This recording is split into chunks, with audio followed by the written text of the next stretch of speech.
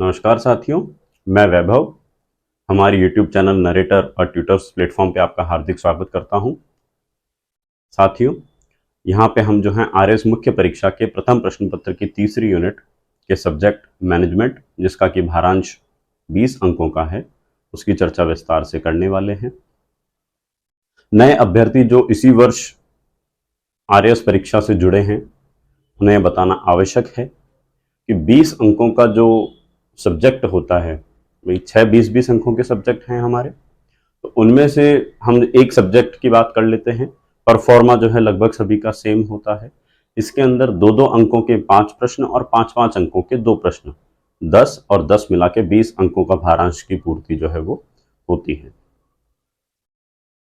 जैसा आपको पता होगा, जो 2 नंबर वाले प्रश्न होते हैं उनकी वर्ड लिमिट 15 से 20 शब्द की होती है, और जो 5 अंकों वाले प्रश्न होते हैं उनके उत्तर की जो लिमिट होती है, शब्द सीमा जो होती है, वो 50 से 60 शब्दों की होती है। तो ये तो मोटी मोटी सी बात हुई कि हमारे सब्जेक्ट और आरपीएससी में किस प्रकार का संबंध रहा। अब जो है हम आगे चर्चा करते हैं प्रबंधन की। साथियों, 2021 की मुख्य परीक्षा से पहले आपका जो पाठ्यक्रम है, इसके अंदर कुछ संशोधन किए गए हैं, और जो कोर प्रबंधन था या जो प्रबंधन का सार तत्व हुआ करता था, उसको हटा करके और प्रबंधन के व्यवहारिक ज्ञान को जो है इसके अंदर समाहित कर दिया गया है। तो एक एक करके हम जो है सिलेबस की चर्चा भी जो है करने वाले हैं, एक एक बिंदु की जो है विस्तार से चर्चा करेंगे। इससे पहले मैं जो है प्रबंधन के बारे में आपको बताना चाहूँगा कि प्रबंधन एक्चुअल में होता क्या है, प्रबंधन में क्या क्या चीज़ें आती हैं, प्रबंधन के आयाम क्या क्या होते हैं, प्रबंधन क्या होता है, प्रबंधन की उपयोगिताएं क्या क्या हैं, प्रबंधन का महत्व क्या है, प्रबंधन की प्रकृति क्या होती है, प्रबंधन की विशेषताएं क्या होती हैं। तो एक एक करके जो है हम चर्चा शुरुआत करते हैं। साथियों, अगर आप अंत तक बने रहे, आपको करने 2 काम हैं। एक तो आपको जो है अंत तक हमारे साथ में बने रहना है, और लाइक करना है, शेयर करना है, सब्सक्राइब करना है, बेल आइकन को प्रेस करना है, ताकि जब भी हमारे नए वीडियोस आएँ तो सबसे पहले आपको दिखाई दें और आप उनका जो है जितने जल्दी हो सके उनका आनंद उठा सकें, उनसे जो है खुद को लाभान्वित कर सकें। आइए अब जो है हम सब्जेक्ट की चर्चा जो है शुरू कर लेते हैं। ये तो जो है बेसिक फॉर्मेलिटीज़ हो गई यहाँ तक की पूरी। तो साथियों, जो प्रबंधन होता है, प्रबंधन जो शब्द है प्रबंध, ये 2 शब्दों से मिलकर के बना है, प्र, उपसर्ग और बंध से। बंध का मतलब होता है जोड़ना। जोड़ना जो है व्यक्ति को हो सकता है, समाज को हो सकता है, किन्हीं भी चीजों को हो सकता है। प्रबंध के अंतर्गत हम किन चीजों को जोड़ते हैं आगे चर्चा करेंगे। और प्र मतलब हो जाता है अधिक या सुदृढ़ तरीके से किसी भी चीज को जोड़ना। साथियों, आप जानते हैं 2 या 2 से अधिक व्यक्तियों से मिलकर के समूह बनता है, और समूह से धीरे धीरे क्या होता है, समाज का विकास होता है। समाज जब प्रकृति प्रदत्त संसाधनों को अपनी इच्छाओं और आवश्यकताओं के अनुरूप ढाल करके उनकी पूर्ति कर लेता है और उनसे जो है अपने जीवन को यापन करना प्रारंभ करता है, तो इसे जो है हम कहीं ना कहीं क्या कहते हैं, प्रबंध कहते हैं। किस तरीके से प्रकृति प्रदत्त संसाधन क्या क्या हो जाते हैं। तो साथियों, जब पाषाण काल था, स्टोन एज जब था, और तब से लेकर के आज तक जो हमारा आईटी का युग है, हमारा सूचना प्रौद्योगिकी का जो युग है, इस ड्यूरेशन के बीच में, इस अवधि के बीच में जो है बहुत से कालखंड आए हैं, किंतु इनके बीच में 6 संसाधन ऐसे हैं जो हमेशा जो है चिरकाल से जो है आज तक बने हुए रहे हैं। वो 6 संसाधन कौन कौन से हैं, हम उनकी बात कर लेते हैं। साथियों, उन्हें जो है हम 6M से जो है रिप्रेजेंट करते हैं। 6M।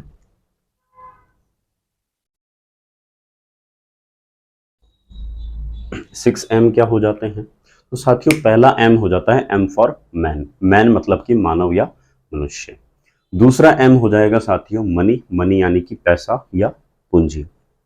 अब जब पैसा या पूंजी आ गया तो मनुष्य क्या करता है, उनसे 2 चीजें खरीदने का प्रयास करेगा। एक तो जो है मटेरियल, जिसके माध्यम से जो है वो कोई उत्पाद का निर्माण करेगा, और एक हो जाती है उस उत्पाद को बनाने वाली मशीन। ठीक बात है। तो अभी तक हमने किन संसाधनों की बात कर ली? मैन की बात कर ली, मनी यानी पैसे की बात कर ली, मटेरियल की बात कर ली, और मशीन की बात कर ली। अब उस उत्पाद को बनाने के लिए हमारी कोई यूनिक प्रोसेस होगी, हमारी कोई एक प्रक्रिया होगी। तो उस प्रक्रिया के लिए हमें क्या चाहिए होगा, कोई एक मेथड चाहिए होगा, कोई एक कार्यप्रणाली चाहिए होगी। तो हमारा जो पांचवा एम हो जाता है वो हो जाता है साथियों एम फॉर मेथड। अब जब हमने उत्पाद को बना लिया, अंतिम उत्पाद हमारे सामने बन करके आ गया, हमारे कारखाने में रखा है, तो अब उसे जो है उपभोक्ताओं तक पहुंचाने के लिए हमें जो है बाजार की आवश्यकता हो जाएगी। तो साथियों अंतिम एम जो हो जाता है वो हो जाता है हमारा एम फॉर मार्केट, अर्थात बाजार। तो अभी जो है हमने जो है 6M की बात करी है। ये प्रकृति प्रदत्त जो है 6 संसाधन जो है चिरकाल से और आज तक जो है हमारे लिए उपलब्ध हुए हैं, अवेलेबल हुए हैं। पहला एम हो जाता है मैन, दूसरा एम हो जाता है मनी, तीसरा हो जाता है आपका मशीन, चौथा हो जाता है मटेरियल, पांचवा हो जाता है मेथड और छठा हो जाता है मार्केट। ठीक बात है, आगे चलें। अब साथियों क्या होता है कि अलग अलग समय पर अलग अलग सभ्यताओं में इन संसाधनों का जो है अलग अलग अनुपात में जो है काम में लिया गया है, भिन्न भिन्न अनुपात में जो है इसको काम में लिया गया है। अब इन सभी संसाधनों की जो है अपने आप में कुछ ना कुछ सीमाएं भी रही हैं।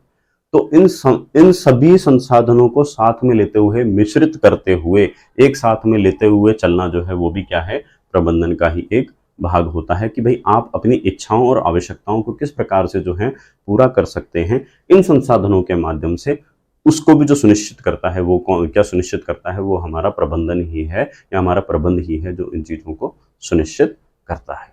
उम्मीद है यहाँ तक आपको चीजें जो हैं ढंग से समझ में आई होगी। चलिए ठीक है, आगे अपन बात करते हैं। मान लीजिए कि हमारा जो दैनिक जीवन है, दैनिक जीवन भी जो है वो कहीं ना कहीं प्रबंधन से घिरा हुआ है। चाहे हम बात करें सरकार की, हम बात करें किसी व्यावसायिक संगठन की, हम बात करें किसी भी सामाजिक संस्था की, ये सभी जो हैं साथियों प्रबंधन करती हैं। हम सुबह उठते हैं, उठ के दंत मंजन करते हैं, दंत मंजन से लेकर के रात्रि में विश्राम करने तक हमारी जो दैनिक दिनचर्या है उनको जो है ये सभी जो है कहीं ना कहीं जो है अपनी सेवाएं जो है प्रदान करते हैं। कौन कौन? सरकार, व्यवसायिक संगठन और सामाजिक सेवाएं। ठीक बात है, यहाँ तक मेरे हिसाब से आपको सब चीज़ें जो हैं क्लियर होंगी। ठीक है, अब प्रबंधन जो है, प्रबंधन की परिभाषा देते हुए एक विद्वान हुई हैं, उनका नाम है मैरी पार्कर फॉलेट। वो बोलती हैं कि प्रबंधन जो है साथियों दूसरों से कार्य करवाने की कला है। प्रबंधन दूसरों से कार्य करवाने की एक कला है। इस स्टेटमेंट को या इस वक्तव्य को या इस परिभाषा को देने के पीछे उनका आशय क्या रहा है, उनका जो अध्ययन रहा है वो इस ओर इंगित करता है कि मनुष्य का जो मूल स्वभाव होता है वो होता है आलसी प्रकृति का, आलसी प्रवृत्ति का। मनुष्य किसी भी काम को जो है उस तरीके से नहीं करना चाहता, उतनी स्वेच्छा से नहीं करना चाहता, ना उतने तनमन धन और तन्मयता के साथ में नहीं करना चाहता जितना कि सामने वाला करवाना चाहता है। ठीक बात है, समझ रहे हैं? मान लीजिए मैंने किसी से बोला कि जो है आपको इस क्लासरूम की जो है ठीक से सफाई करनी है। अब सफाई के मेरे मानक जो हैं अलग हो सकते हैं। मैं चाहूँ कि नहीं, सब चीज़ों को जो है प्रॉपर्ली साफ हो, जाले भी साफ होने चाहिए, फ्लोर भी साफ होना चाहिए, बोर्ड है तो बोर्ड भी साफ होना चाहिए। ठीक है, और सब चीज़ें जो हैं उसके बाद में वेल अरेंज्ड होनी चाहिए, सुव्यवस्थित जो है हमारा कक्ष जो है वो होना चाहिए। मतलब जो बैठने की स्टूडेंट्स की बैठने की जो सीट्स हैं वो भी सुप्रबंधित होनी चाहिए। तो उस प्रकार से अगर कोई मेरे को करके देता है तब तो जो है वो प्रबंधन की आवश्यकता वहां पे नहीं होती है। लेकिन ये मानवीय स्वभाव है कि व्यक्ति द्वारा जब किसी दूसरे व्यक्ति को कार्य दिया जाता है तो वह व्यक्ति जो कार्य को प्राप्त करता है वह उन मापदंडों को पूरा करते हुए उस कार्य को जो है पूर्ण जो है वो नहीं करता है। इसलिए मैरी पार्कर फॉलेट जो है वो बोलती हैं कि जो है प्रबंधन दूसरों से कार्य करवाने की कला है। ठीक बात है। अब साथियों देखिए क्या है प्रबंधन की आज जो उपयोगिता है। ठीक है, एक नई परिभाषा की ओर जा रहे हैं। आज की उपयोगिता क्या है साथियों कि अपने जो भी आपके पास में अवेलेबल संसाधन हैं, ये जो 6 एम्स की जिनकी हमने बात करी थी, इनका अगर वैज्ञानिक रीति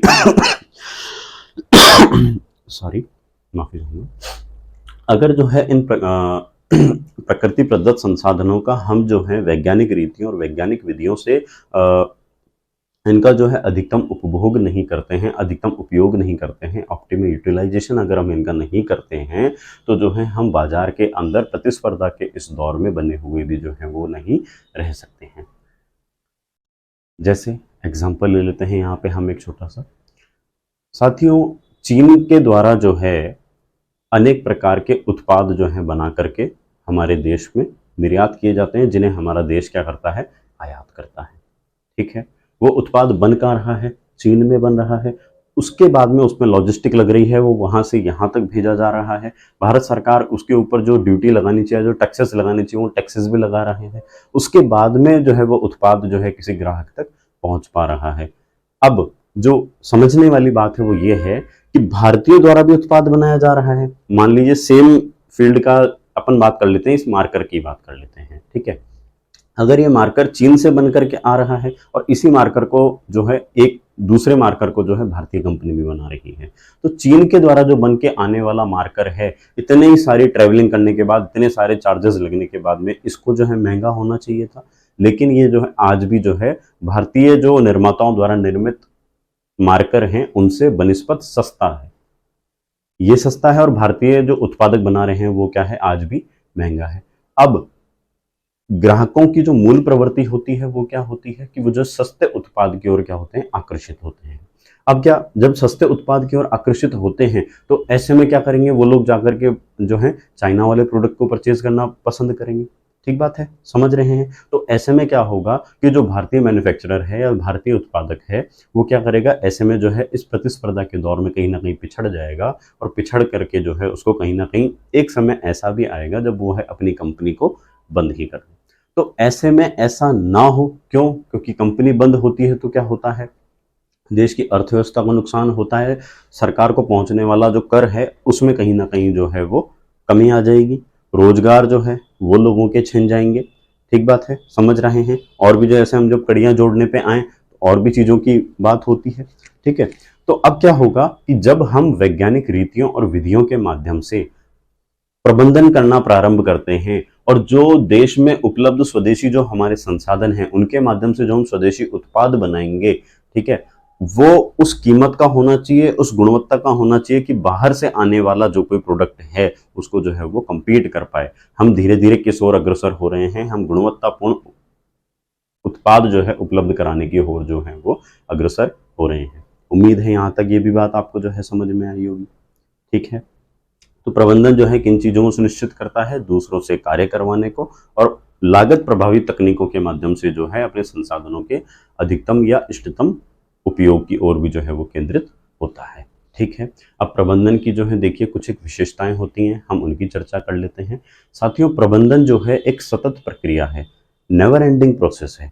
प्रबंधन के अंदर जो है सबसे पहले हम क्या करते हैं, कुछ लक्ष्य होते हैं। हमें कोई भी जो काम करना है उसके लिए क्या करते हैं, हम पूर्व निर्धारित जो है पहले लक्ष्य को जो है निर्धारित करते हैं, फॉरकास्टिंग करते हैं थोड़ी सी, कि इमेजिनेशन में जाते हैं। ठीक बात है, उस इमेजिनेशन में जाते हैं, उस इमेजिनेशन में हम जो है उसको जो है लगभग पूरा जो है कंप्लीट करने का प्रयास करते हैं। ठीक है, क्या रिजल्ट प्राप्त होंगे वहां तक की हमने बातचीत कर ली। अब उसके अकॉर्डिंग क्या करते हैं साथियों, हम लोग प्लानिंग करना स्टार्ट करते हैं। अब मैं जो है आपको प्रबंधन के फंक्शंस बताने वाला हूं कि प्रबंधन कार्य किस प्रकार से करता है। तो साथियों, सबसे पहले क्या किया जाता है, किसी भी कार्य को करने के लिए प्लानिंग की जाती है, या जिसे हम जो है नियोजन भी कहते हैं।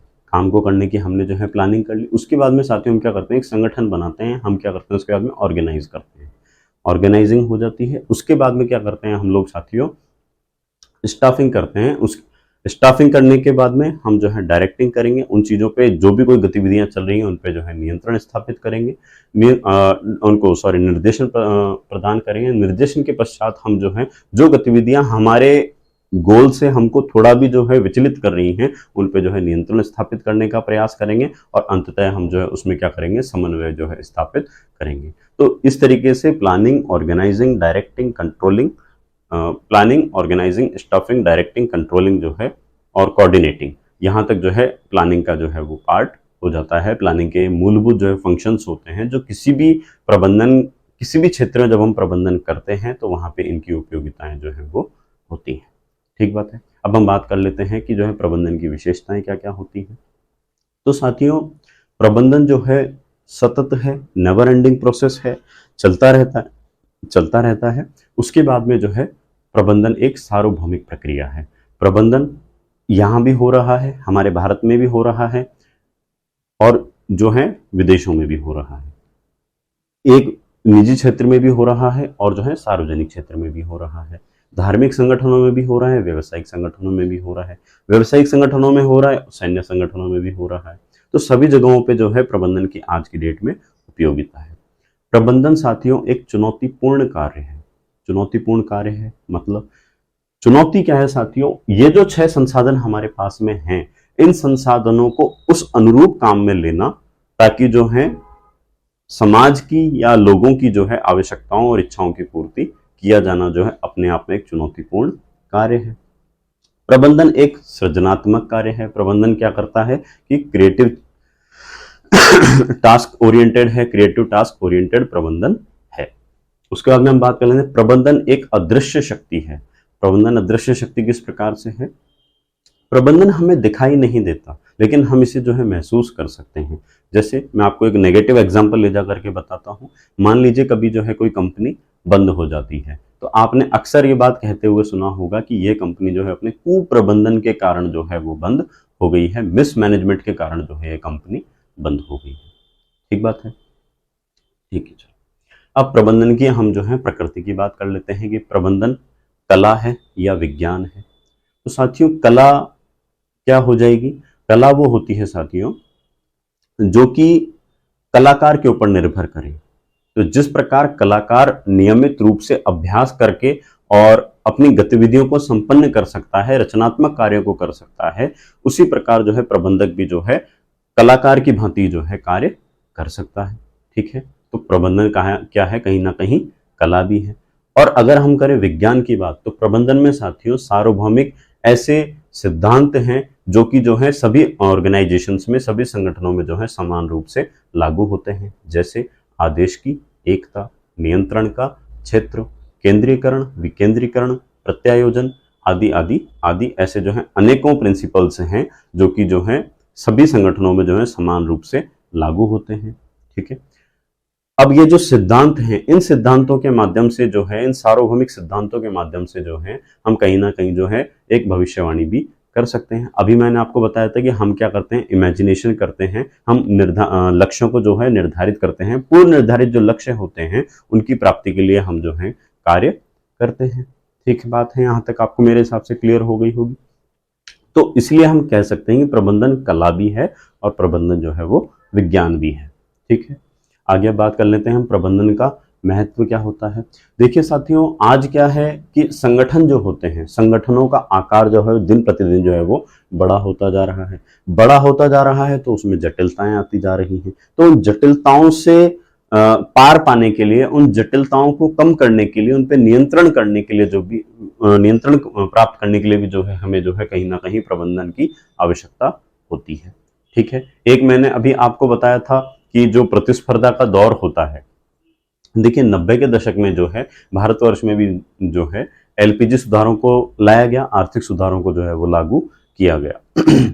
उसके माध्यम से क्या हुआ, वैश्वीकरण के कारण अब पूरा जो विश्व है वो क्या बन गया है, एक बाजार बन गया है। तो अब ऐसे में क्या है कि किसी भी क्षेत्र में वैश्विक प्रतिस्पर्धा का दौर जो है वो आ गया है। तो प्रबंधन किस बात को सुनिश्चित करता है, वही बात जो अभी हमने थोड़ी देर पहले करी थी कि वैज्ञानिक रीतियों और विधियों के माध्यम से ही जो है अब व्यक्ति जो है बाजार के अंदर बना हुआ रह सकता है, अपने अस्तित्व को बना करके रख सकता है या जो है बाजार के अंदर वृद्धि कर सकता है। ठीक बात है। फिर एक बात आ जाती है, हम भारत के रेफरेंस में बात कर लेते हैं, भारत के संदर्भ में बात कर लेते हैं। तो देखिए साथियों हमारी जनसंख्या तो जो है निरंतर बढ़ती जा रही है, लेकिन उसके अनुपात में संसाधन तो जो है वो सीमित हैं, एक बार जितने बन गए उतने ही हैं। तो अब उन संसाधनों का यदि अधिकतम और इष्टतम उपयोग नहीं किया गया तो सभी व्यक्तियों की या सभी पूरे समाज की जो है आवश्यकताओं की पूर्ति जो है वो नहीं की जा सकती है। उम्मीद है यहाँ तक आपको चीजें जो है वो समझ में आई होंगी। अब बात कर लेते हैं हम प्रबंधन के क्षेत्र की, कि प्रबंधन का क्षेत्र क्या होता है, प्रबंधन एक्चुअल में अप्लाई कहाँ कहाँ पे हो सकता है, प्रबंधन की उपयोगिताएं क्या क्या हैं। तो साथियों प्रबंधन जो है बेसिकली हम डिवाइड कर लेते हैं 3 सेक्टर में, कि 3 क्षेत्रों में जो है प्रबंधन का उपयोगिता है। पहली हम बात कर लेते हैं व्यवसायिक क्षेत्र में, दूसरी हम बात कर लेते हैं गैर व्यवसायिक क्षेत्र में, तीसरी हम बात कर लेते हैं नवीनतम क्रियात्मक क्षेत्रों में। ठीक बात है। तो साथियों जो हमने पहली बात करी व्यवसायिक संगठनों में या व्यवसायिक क्षेत्रों में, तो वे सभी गतिविधियां जो कि किसी व्यवसायिक संगठन के अंदर की जाती हैं वो सभी जो है इसके अंदर इंक्लूड होती हैं। जैसे कि मान लीजिए किसी एक चीज का, इसी की बात कर लेते हैं, इसका प्रोडक्शन करना होता है, तो एक जो उत्पादन होता है इसके उत्पादन में प्रबंधन लगेगा। इसके लिए कुछ रॉ मटेरियल चाहिए, उस रॉ मटेरियल को खरीदने के लिए प्रबंधन चाहिएगा। ये बन चुका है, बनने के बाद में इसको बेचना है तो जो है उसमें प्रबंधन लगेगा। हमें इसके अलावा इसकी गुणवत्ता में और सुधार करने हैं तो उसके लिए रिसर्च एंड डेवलपमेंट, शोध और अनुसंधान का प्रबंधन हमारा जो है वो अलग लगेगा। इसकी जो सारी गतिविधियां हैं उनको संभालने के लिए कार्यालय होगा जो कि सूचनाओं को एकत्रित भी करेगा, उसके लिए जो है कार्यालय प्रबंधन हो जाएगा। तो साथियों, जो प्रॉफिट कमाने के उद्देश्य से व्यवसायिक गतिविधियां की जाती हैं उनके अंदर किया जाने वाला जो प्रबंधन होता है उसको हम बोलते हैं व्यवसायिक क्षेत्र के अंतर्गत किया जाने वाला प्रबंधन। ठीक है। गैर व्यवसायिक क्या हो जाएगा? ऐसे सेक्टर जिनके अंदर जो है व्यवसाय नाम की कोई चीज नहीं होती है, लेकिन एक बड़े और स्केल पर जो है उन कार्यों को संपादित किया जाता है, तो वहां पर जिस प्रबंधन की आवश्यकता होती है वो हमारा हो जाता है गैर व्यवसायिक क्षेत्र का प्रबंधन। इसका उदाहरण के लिए साथियों, सरकार द्वारा जो चलाई जाने वाली लोक कल्याणकारी योजनाएं हैं या जो लोक कल्याणकारी कार्य हैं जो कि एक व्यक्ति के या समाज के या मनुष्य के आधारभूत जीवन के लिए आवश्यक हैं, उन सब चीजों के प्रबंधन को हम यहाँ पर देख सकते हैं। जैसे पेयजल उपलब्ध करवाना, ठीक बात है, बिजली उपलब्ध करवाना, ठीक बात है। ऐसे बहुत से एग्जांपल्स जो हैं आपके आसपास आपको देखने को मिल सकते हैं। उसके बाद में हम बात कर लेते हैं नवीनतम क्रियात्मक क्षेत्रों की। ठीक है। नवीनतम क्रियात्मक क्षेत्र कौन कौन से हो जाते हैं? तो नवीनतम क्रियात्मक क्षेत्रों में हो जाता है साथियों परिवर्तन का प्रबंधन। जब किसी भी ऑर्गेनाइजेशन में कुछ नया परिवर्तन किया जाता है तो उस परिवर्तन को करने के क्या क्या चरण होते हैं, वो प्रभावित किन किन कारणों से होते हैं, उन सब चीजों की जो डिटेल स्टडी होती है वो उसके अंदर हो जाती है। इसके अलावा हमारे सिलेबस के अंदर भी देखिए 3 पॉइंट्स हैं, मैं यहाँ पे आपको बताना चाहूंगा, वो भी जो है कहीं ना कहीं नवीन जो क्रियात्मक क्षेत्र है उसके अंग हो जाते हैं। ये जो हमारा संघर्ष प्रबंधन है, समय प्रबंधन है और तनाव प्रबंधन है, ये जो है नए व्यवहारिक उभरते हुए क्षेत्र हैं प्रबंधन के क्षेत्र में। तो इनके मतलब ऐसे आयाम हैं जो कि एकदम नवीनतम हैं, इनके भी बारे में चर्चा जो है विस्तार से करने वाले हैं। ठीक है।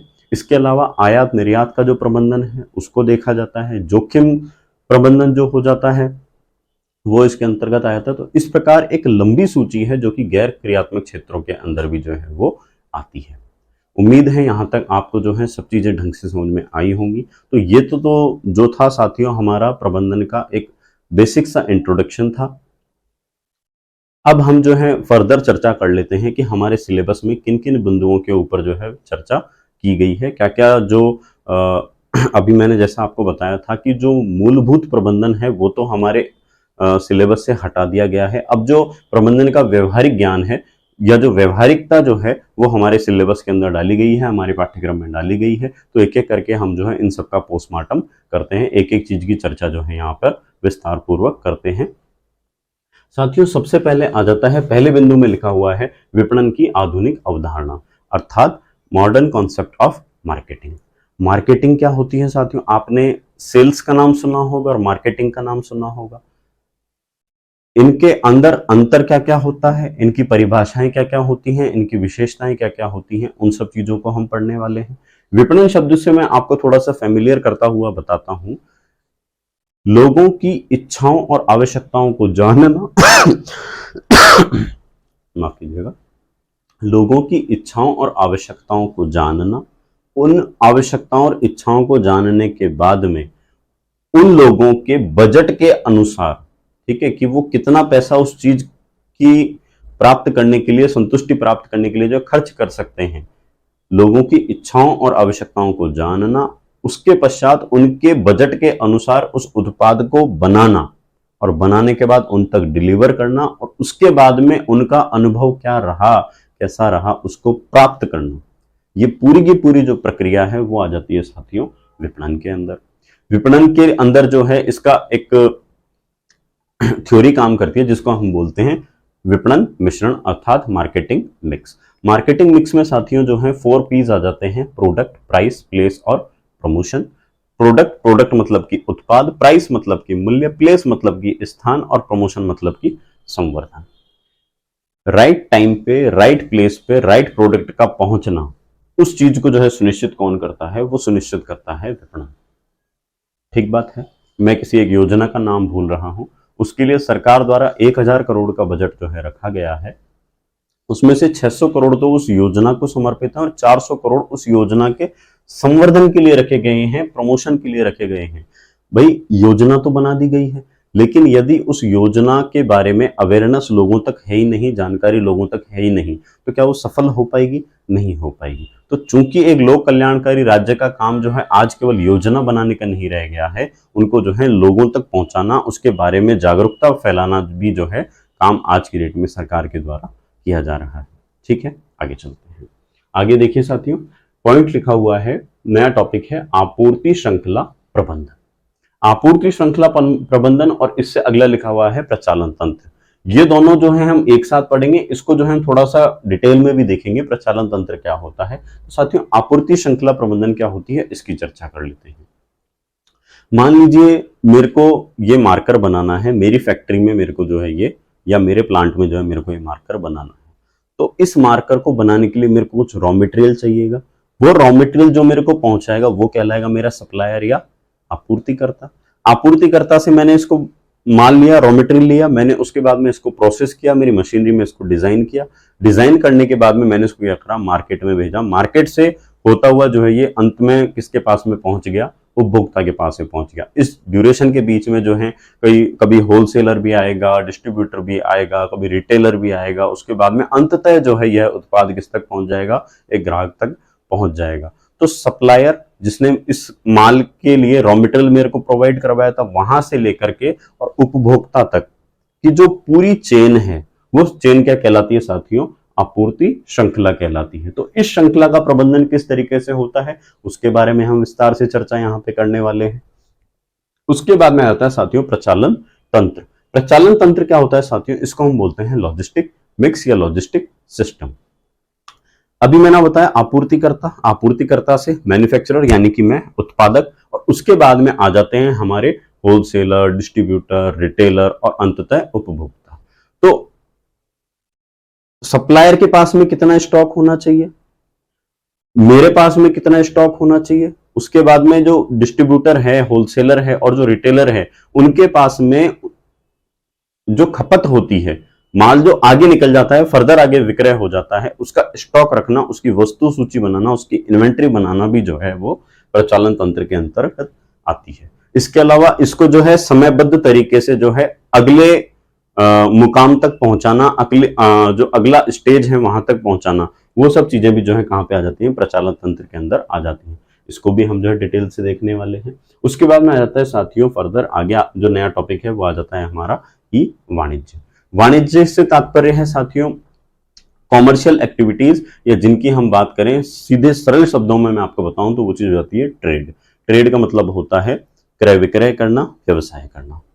तो यदि हम ई मतलब हो जाता है ऑनलाइन प्लेटफॉर्म पे इलेक्ट्रॉनिक माध्यम से जब हम व्यवसायिक गतिविधियों को पूरा करते हैं, तो वो सब चीजें आ जाती हैं हमारी ई वाणिज्य के अंदर आ जाती है।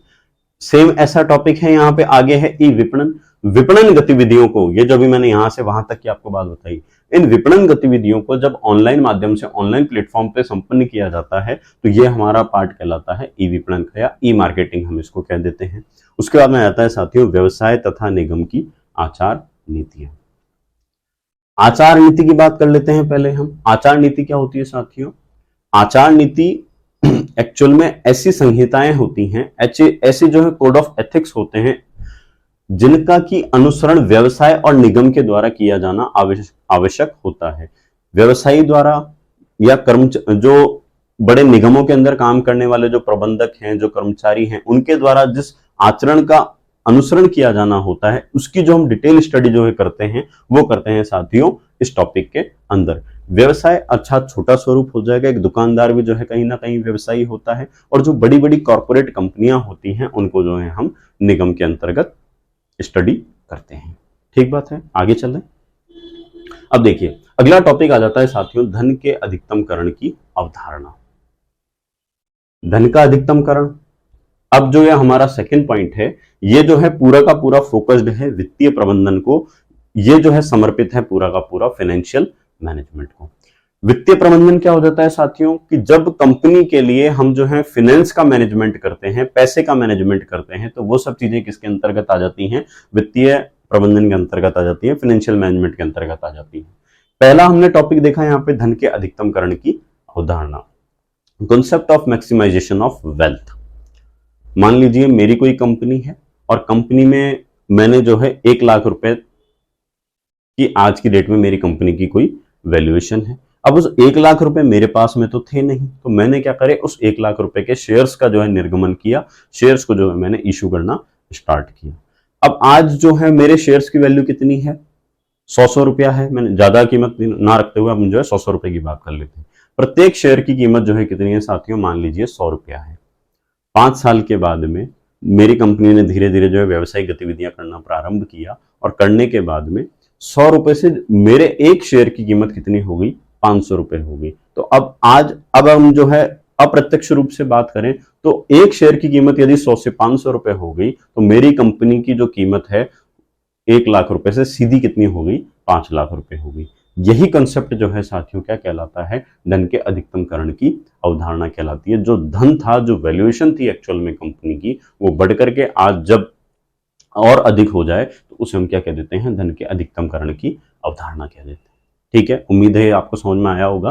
और अगर थोड़ा बहुत भी अगर कहीं कमजोरी रह गई है तो जब हम इसको पढ़ेंगे हम डिटेल में इसके बारे में बातचीत करेंगे, बहुत से ऐसे एग्जाम्पल से लेकर के आएंगे, आपको जो ढंग से ये बात क्लियर हो जाएगी। ठीक है, आगे हम बात कर लेते हैं वित्त के स्रोतों की। वित्त के स्रोत शॉर्ट टर्म और लॉन्ग टर्म। शॉर्ट टर्म मतलब कि अल्पकालीन, लॉन्ग टर्म मतलब कि दीर्घकालीन। ठीक बात है। तो साथियों अभी मैंने आपको बताया कि मैं किसी कंपनी को जैसे मान लीजिए शुरुआत करने वाला हूं, तो मेरे पास में पूरा पैसा तो है नहीं, मेरे को 10 लाख रुपए अब चाहिए मेरे व्यवसाय को प्रारंभ करने के लिए। तो 2 लाख रुपए तो मान लीजिए मेरे पिताजी ने मुझे दे दिए कि जाओ बेटा करो, व्यवसाय करो आप। तो 10 लाख रुपए की आवश्यकता है, मिले अभी 2 ही लाख रुपए हैं, तो 8 लाख रुपए अभी भी कम है। अब उन 8 लाख रुपयों की पूर्ति करने के लिए मैं क्या करूंगा? वित्त के स्रोतों के पास में जाऊंगा, फाइनेंस के सोर्सेज के पास में जाऊंगा। तो ऐसी स्थान या जो ऐसी सिक्योरिटीज या जहां से मेरे को जो है ऐसे ऐसे मेरे सोर्सेज जहां से मेरे को शॉर्ट टर्म के लिए पैसा मिलता है, तो वो सब चीजें तो जो है आ जाएंगी हमारी शॉर्ट टर्म सोर्सेज के अंदर। और जहां से मेरे को लंबे समय के लिए पैसा मिल सकता है वो हो जाएंगी long term sources. Short term का मतलब हो जाता है 12 महीने की अवधि से कम, और 12 महीने की अवधि से ज्यादा जो हो जाता है वो हो जाता है हमारा लॉन्ग टर्म। ठीक है, अब क्या क्या चीजें इसके अंदर आती हैं जब हम इस टॉपिक को पढ़ने लगेंगे उस टाइम पे हम इसकी जो है चर्चा करेंगे। ठीक है, आगे बात कर लेते हैं हम पूंजी संरचना की। पूंजी संरचना क्या होती है साथियों? अभी हमने बात करी कि हमको 8 लाख रुपए की कमी थी, 8 लाख रुपए का हमको जो है अरेंजमेंट करना है। अब मैंने कितना पैसा पिताजी से लिया, कितना पैसा मैंने यारों दोस्तों से लिया, कितना पैसा जो है मैंने शॉर्ट टर्म सोर्सेज से उठाया, कितना पैसा मैंने लॉन्ग टर्म सोर्सेज से उठाया, उसका एक स्ट्रक्चर बनाया जाए। उसका जो अगर कोई एक खाका बनाया जाए कि जो है मान लीजिए ये मेरी पूरी की पूरी पूंजी है और इस पूंजी में से ये हिस्सा तो जो है मेरे को पिताजी ने दे दिया, ये जो है मैंने यारों दोस्तों से ले लिया, और ये जो है मैंने शॉर्ट टर्म सिक्योरिटी से ले लिया, और ये मैंने जो है लॉन्ग टर्म सिक्योरिटी से ले लिया। ठीक है, ये पिताजी ने दिया, ये यारों दोस्तों ने दिया, ये शॉर्ट टर्म सिक्योरिटी से आ गया, और ये जो है लॉन्ग टर्म सिक्योरिटी से आ गया। ठीक है, तो अब ये जो अनुपात बना है, अलग अलग चीजों का जो है अनुपात बना है, ये जो स्ट्रक्चर बना है, इसी स्ट्रक्चर को हम क्या नाम दे देंगे? पूंजी संरचना का नाम दे देंगे। ठीक बात है, समझ में आया आपको? क्लियर है? अगली बात करते हैं हम पूंजी की लागत की। ठीक है, अभी मैंने आपको बताया, इससे ठीक पहले टॉपिक पढ़ा हमने पूंजी की संरचना।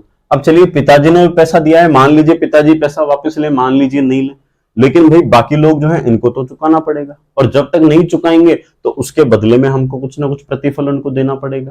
ठीक बात है, तो वो जो प्रतिफल हम उनको देते हैं, मान लीजिए दोस्त ने हमको जो है पैसा उधार दिया है ब्याज पे, तो हम जो है उसके लिए ब्याज का भुगतान करेंगे। मान लीजिए दोस्त ने हमको जो थे 2 लाख रुपए दिए।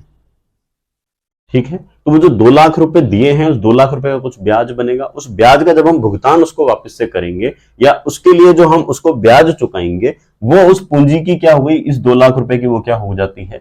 लागत हो जाती है। इसी प्रकार से जब हम शॉर्ट टर्म और लॉन्ग टर्म में जो है यहाँ पे सोर्सेस को हम यूज करते हैं, मान लीजिए मैं जो हूं शेयर्स के माध्यम से पैसा इकट्ठा करूंगा, मान लीजिए मैं जो हूं डिबेंचर्स के माध्यम से, ऋण पत्रों के माध्यम से जो है पैसे एकत्रित करूंगा, मान लीजिए मैं जो है बैंकों से ऋण भी लूंगा। ठीक बात है। अब जो मैं बैंकों से ऋण लूंगा तो मेरे को बैंकों को भी चुकाना है, मैंने जो ऋण पत्र लिए हैं उनके बदले में मेरे को जो है ब्याज का भुगतान करना है, ठीक बात है, इंटरेस्ट उसके लिए पे करना है, और जो मैंने शेयर्स इशू करे हैं उन शेयर्स के इशू के लिए उन अंशों के लिए मेरे को जो है कहीं ना कहीं लाभांश भी देना पड़ेगा। तो वो सब चीजें क्या हो जाती हैं, वो मेरी पूंजी जो बनाई है ये पूरी की पूरी, इस पूंजी के बदले में चुकाई जाने वाली जो लागत है उसको जो है हम पूंजी की लागत के अंतर्गत जो है वो पढ़ते हैं। ठीक है, अगला टॉपिक देखिए, अगला लिखा हुआ है लाभों का विभाजन।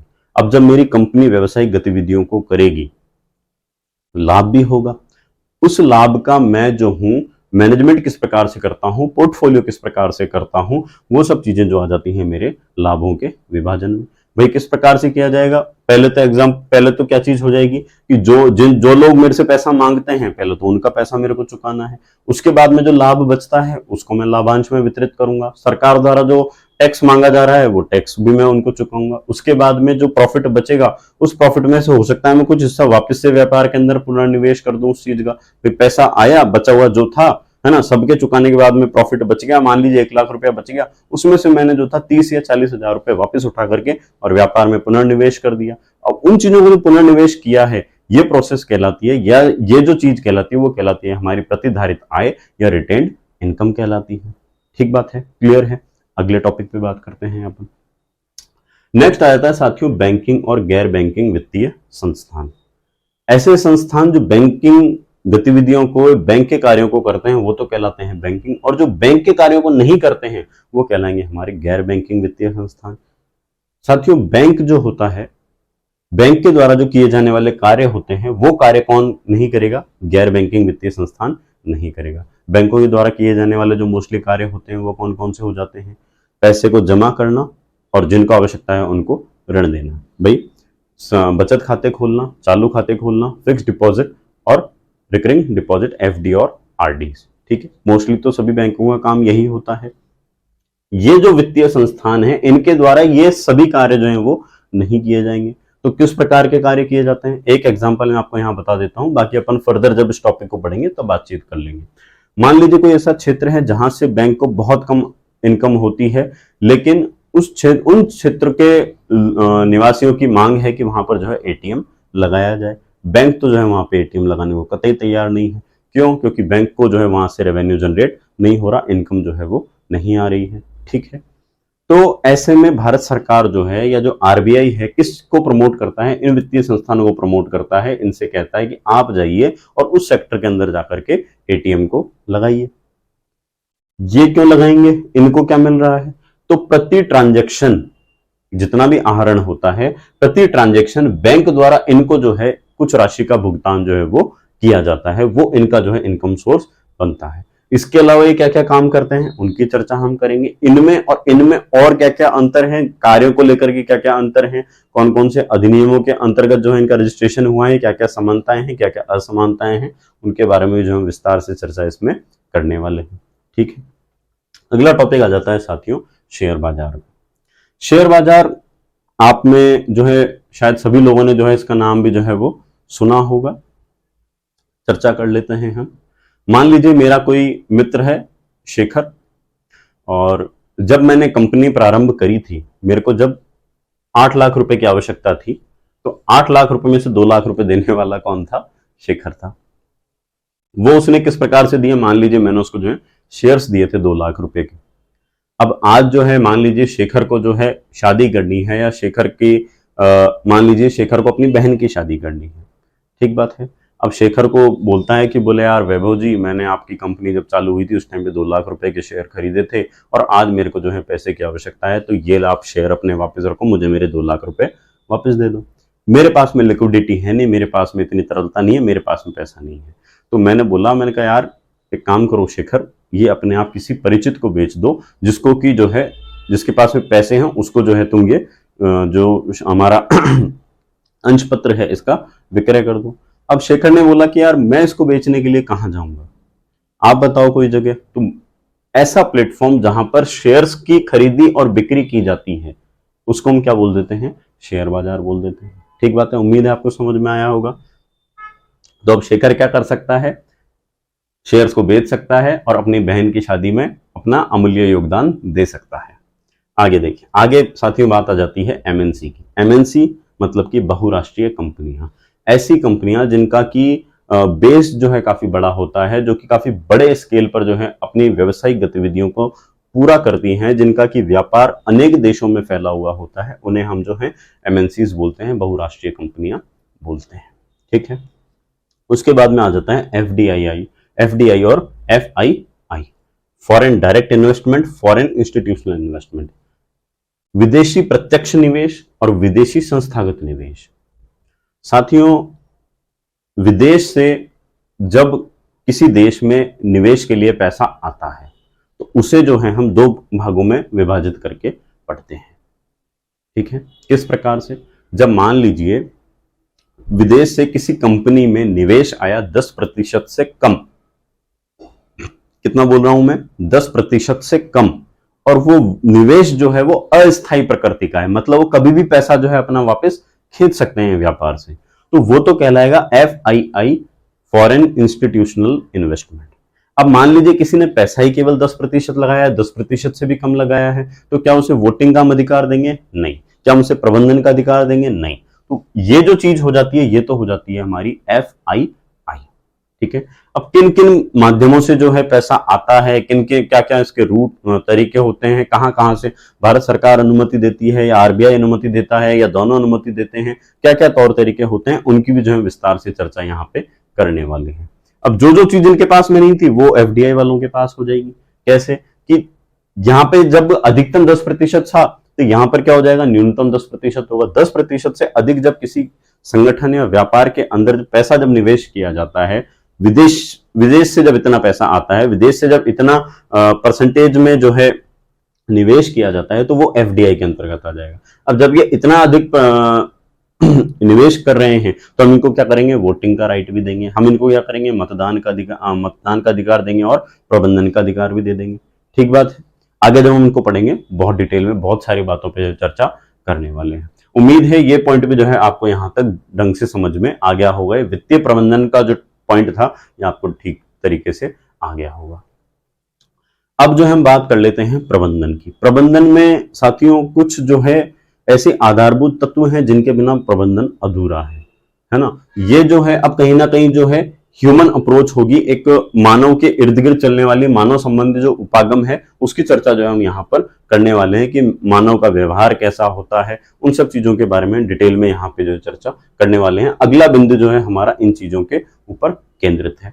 नेतृत्व के सिद्धांत और शैलियां, स्टाइल्स एंड प्रिंसिपल्स या कॉन्सेप्ट्स ऑफ लीडरशिप।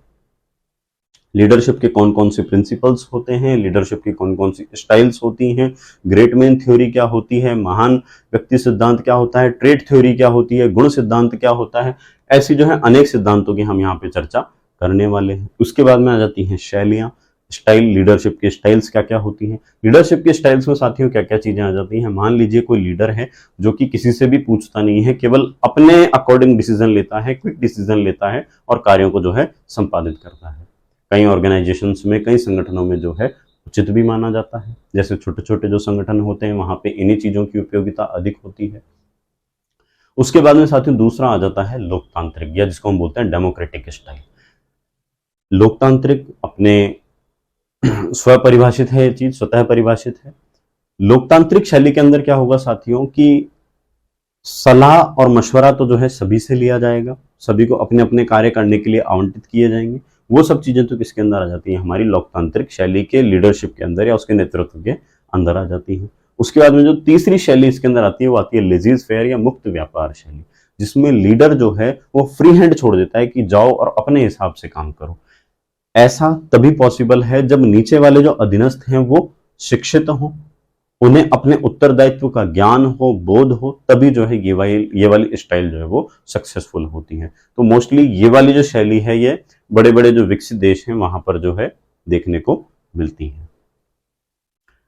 उम्मीद है नेतृत्व आपको समझ में आया होगा। अब बात आ जाती है समूह व्यवहार, व्यक्तिगत व्यवहार, अभिवृत्ति और मूल्य की। मैं मूल्य से उठा करके पीछे जाना चाहूंगा। साथियों मूल्य क्या होते हैं? मूल्य ऐसी दृढ़ धारणा या विश्वास होता है जिनके माध्यम से मनुष्य इस बात का निर्णय करता है कि उसके लिए क्या उचित है, क्या अनुचित है, क्या सही है, क्या गलत है, क्या नैतिक है, क्या अनैतिक है।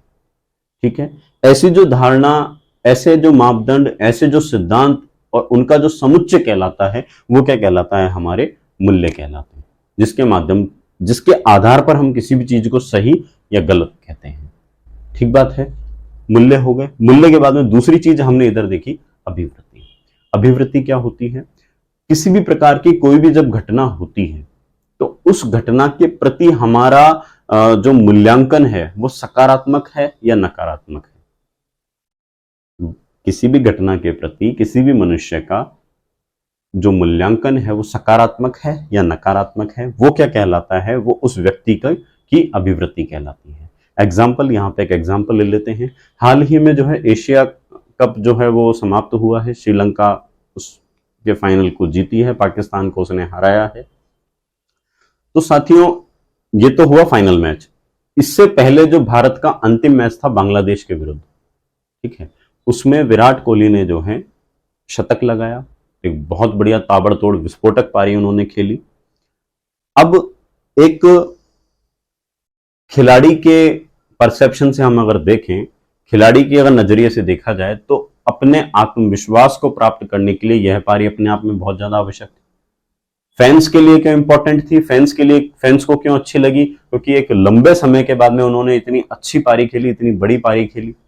उन्होंने जो अब सचिन तेंदुलकर जी के बाद में रिकी पॉन्टिंग और के बराबर, रिकी पॉन्टिंग जी के शतकों में बराबरी करने वाले वो हैं विराट कोहली, और रिकी पॉन्टिंग के दोनों के शतक अब 71 हो गए हैं। अब वो केवल शतकों में सचिन तेंदुलकर से पीछे हैं, जिनके 100 शतक हैं अंतरराष्ट्रीय क्रिकेट में। फैक्ट था, एक बता देता हूं आपको, ठीक है।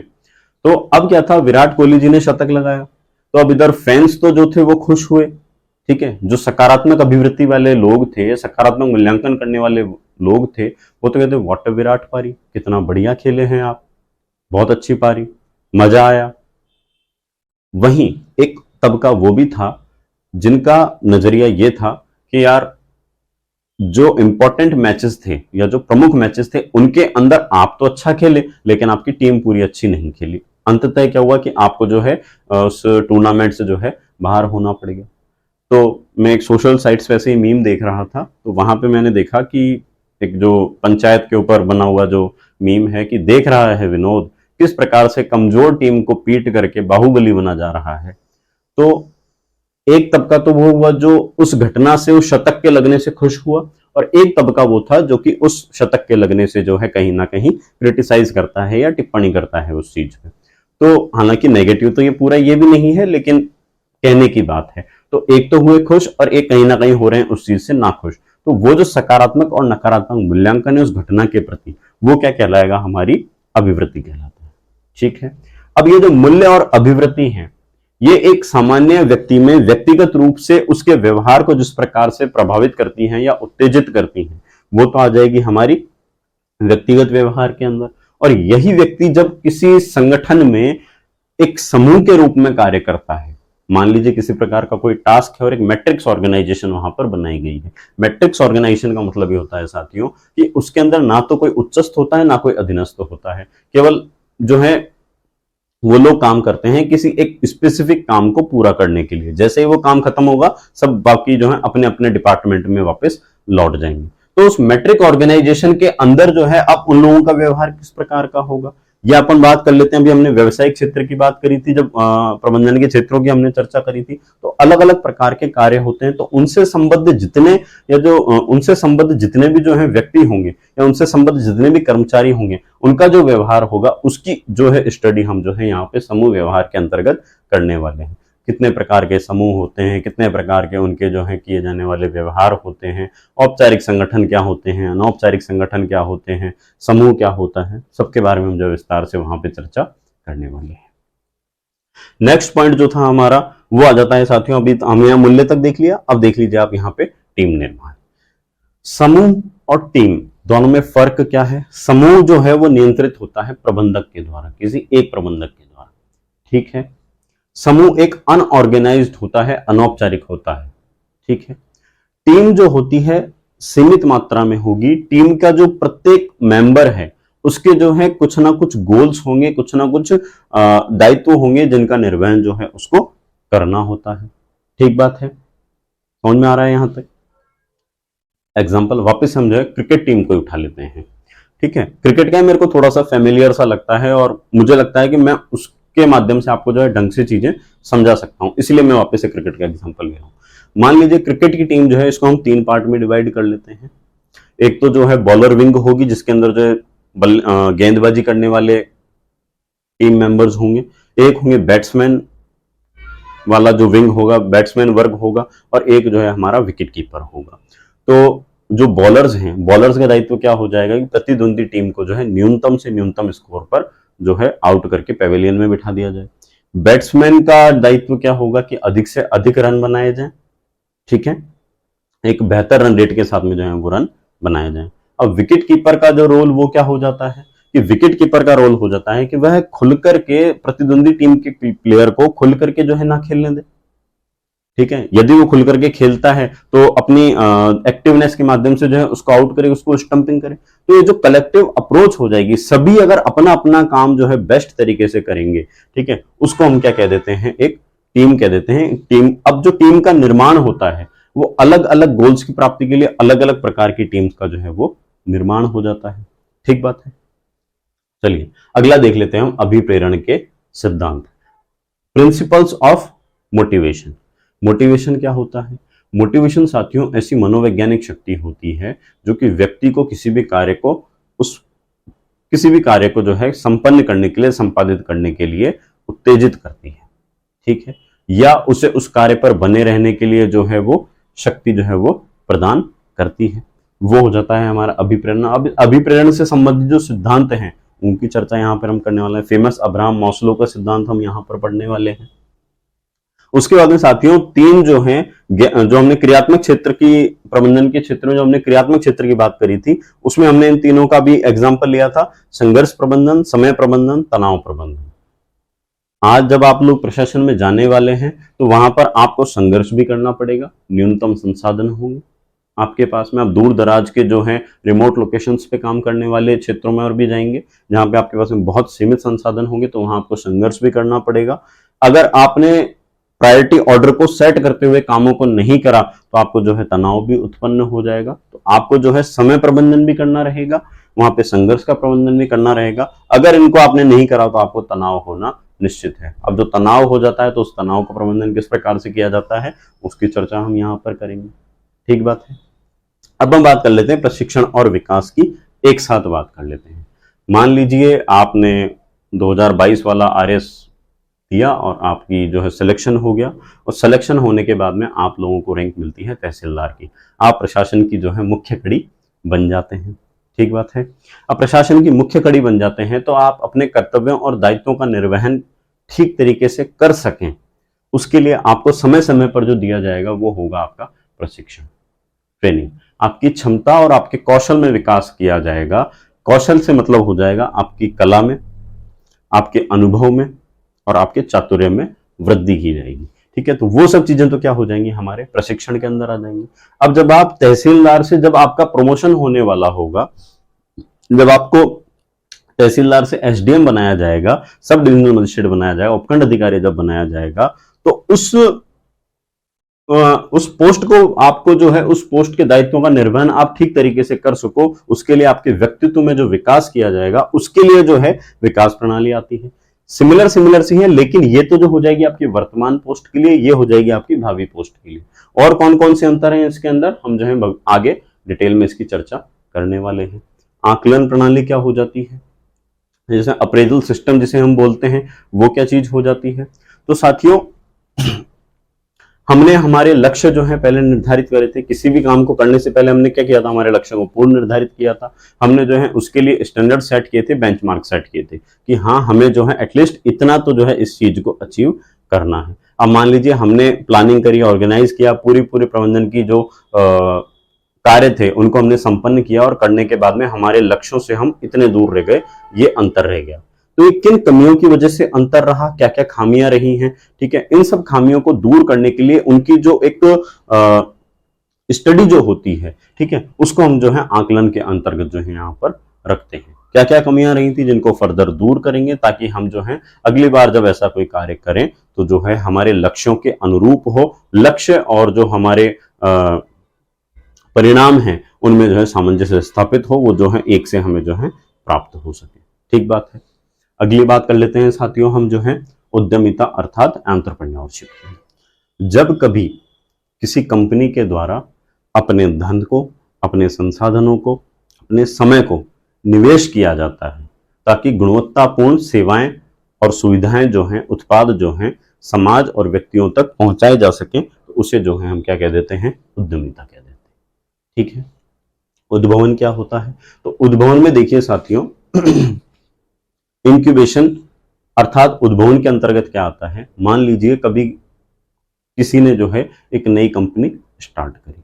अब वो जो कंपनी स्टार्ट करी तो उसके पहले भी जो है बाजार में पुरानी और बड़ी कंपनियां रही होंगी। ठीक है।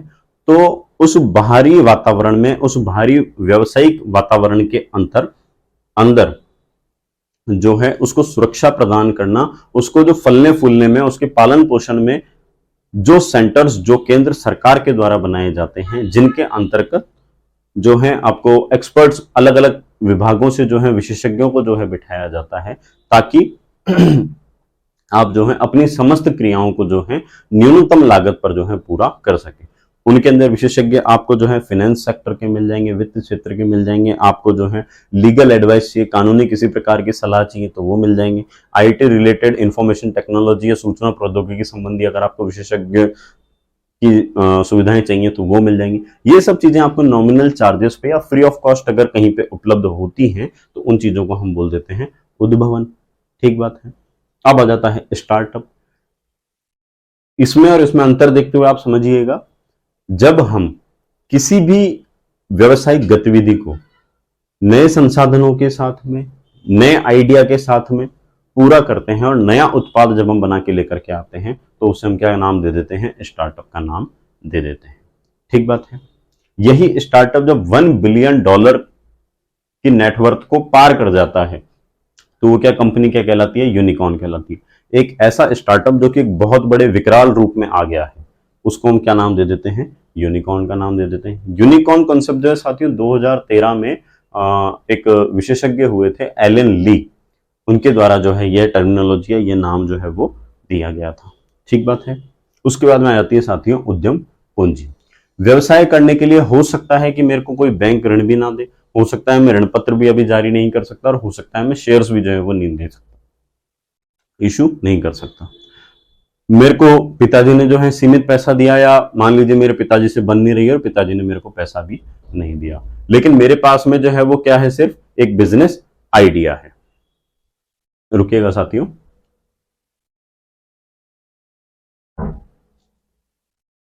तो हम चर्चा कर रहे थे उद्यम पूंजी पे।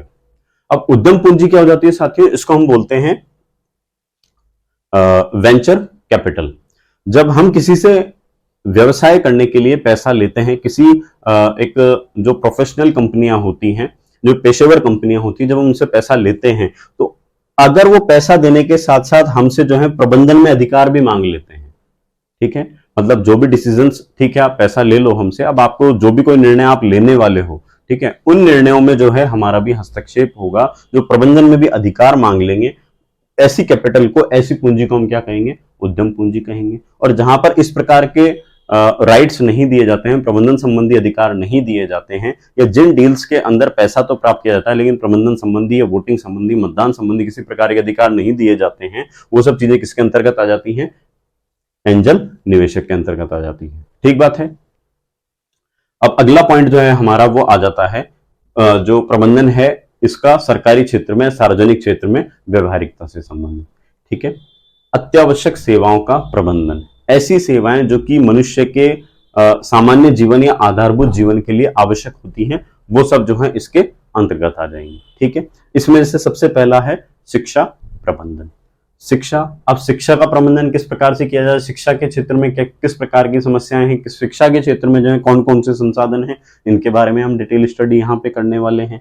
हेल्थ केयर, हेल्थ केयर जिस प्रकार से शिक्षा है उसी प्रकार से जो है स्वास्थ्य का क्षेत्र आ जाता है, हेल्थ का क्षेत्र जो है वो आ जाता है।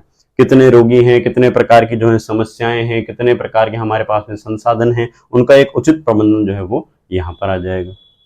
वेलनेस, स्वास्थ्य, जब वेलनेस का मतलब क्या होता है साथियों, केवल निरोगी होना नहीं है, ठीक है। इसका मतलब सिर्फ ये नहीं है कि आप बीमार नहीं हो। वेलनेस का मतलब होता है इमोशनल मैनेजमेंट, इसका मतलब हो जाता है आपका जो है इकोनॉमिक मैनेजमेंट, इसका मतलब होता है फाइनेंशियल मैनेजमेंट, ठीक है। मतलब हर तरीके से आप जो है वेल हो या नहीं, आपके वेलबींग, ह्यूमन होने को ओरिएंट जो चीज करती है, जो मैनेज जो करती है, उसको हम क्या बोल देते हैं, वेलनेस प्रबंधन के अंतर्गत उसको वहां पे स्टडी कर लेते हैं। उसके बाद में नेक्स्ट पॉइंट आ जाता है हमारा पर्यटन। पर्यटन अर्थात हो जाता है टूरिज्म।